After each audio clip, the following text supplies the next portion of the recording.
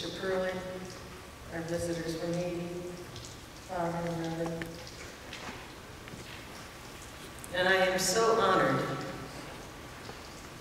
to stand before you today and talk about my beautiful sister and friend, Rita.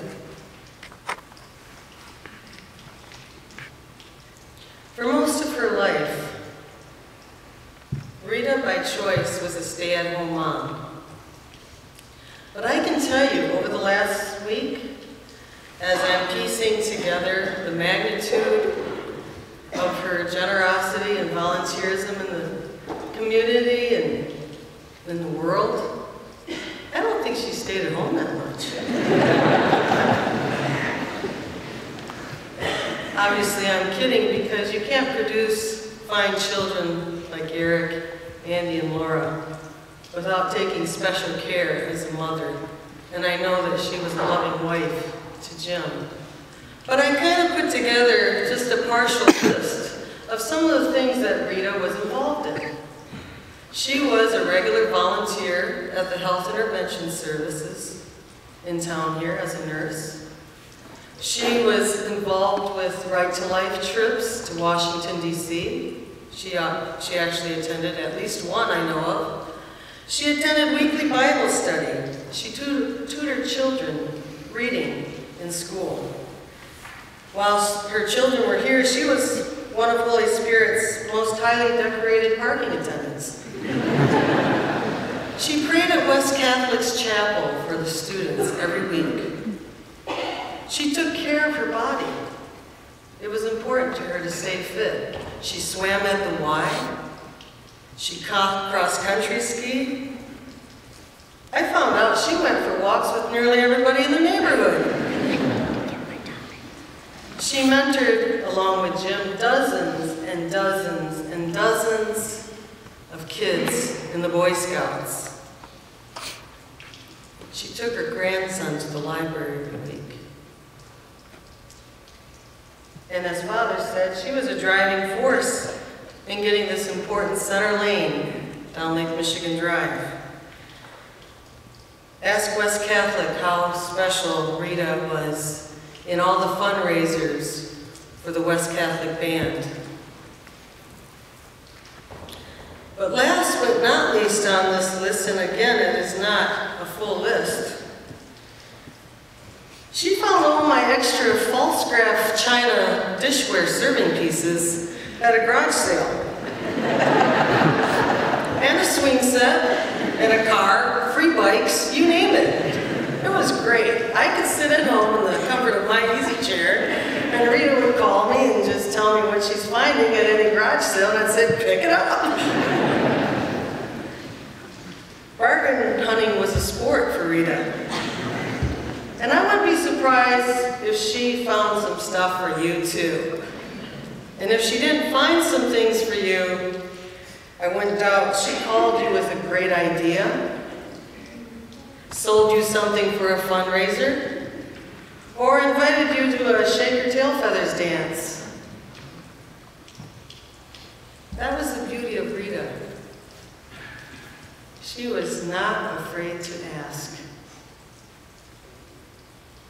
It's because if Rita knew you, you were instantly her friend.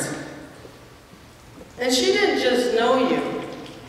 Eric said it best the other day. This is you, this is Rita. You become like an intertwined wicker basket sort of relationship. You were part of her life. My sister Rita was a great prayer warrior. I love what our niece Deborah said last night at the vigil. She didn't just say, I'll pray for you. No.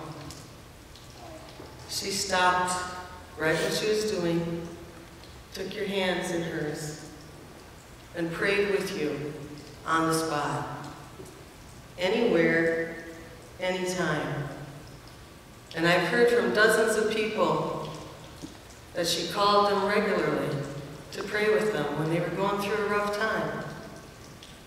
As I was going through the house this week, I found dozens of prayers written out by Rita, just like poetry.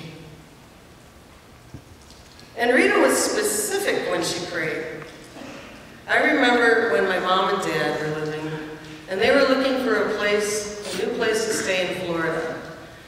Mom had a conversation with Rita, says, Rita, pray for me. Pray that Dad and I find the right spot. And Rita said, Mom, well, what do you want? What kind of place do you want? She says, I don't mind, I just want to be close to a church, a grocery store, and the hospital. So Rita specifically is praying and praying. Mom and Dad found a place in walking distance to a church, a grocery store, and a mile down the road was a hospital. She wasn't afraid to ask for specific prayers because she believed in all of her heart that God could and would answer her prayers. And she wasn't afraid to ask.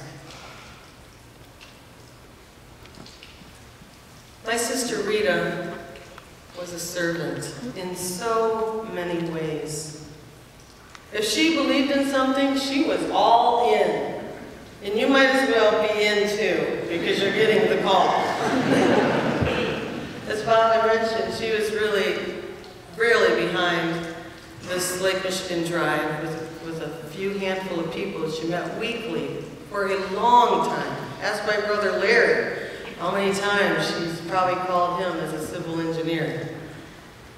But she was passionate about her volunteerism.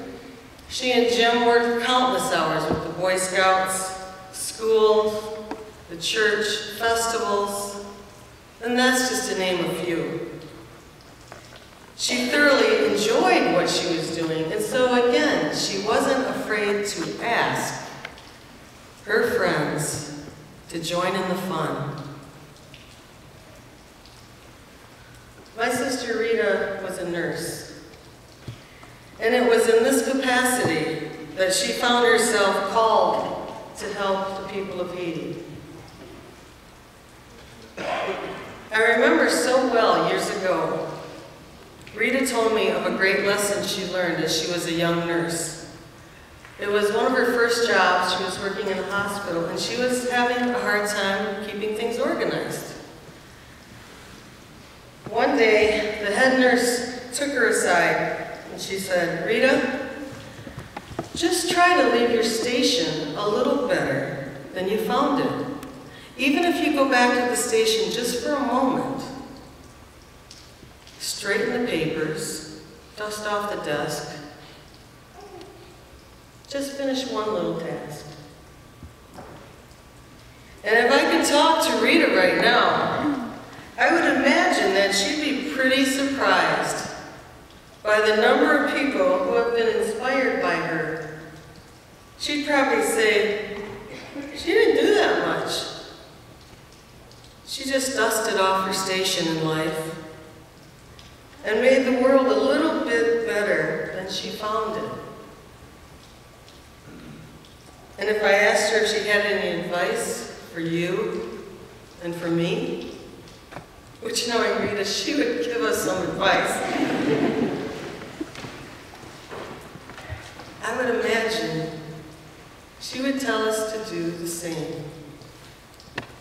Dust off your station in life. Whatever that is, dust it off. Share a smile and a good laugh. Plant some flowers. Take your grandson to the library. Take a long, friendly walk with your neighbor. Ask the Lord, pray to the Lord. Ask Him what is the specific skill that you can use to serve others. And she'd probably tell you too, just call your sister if you find her false scrap serving dishes.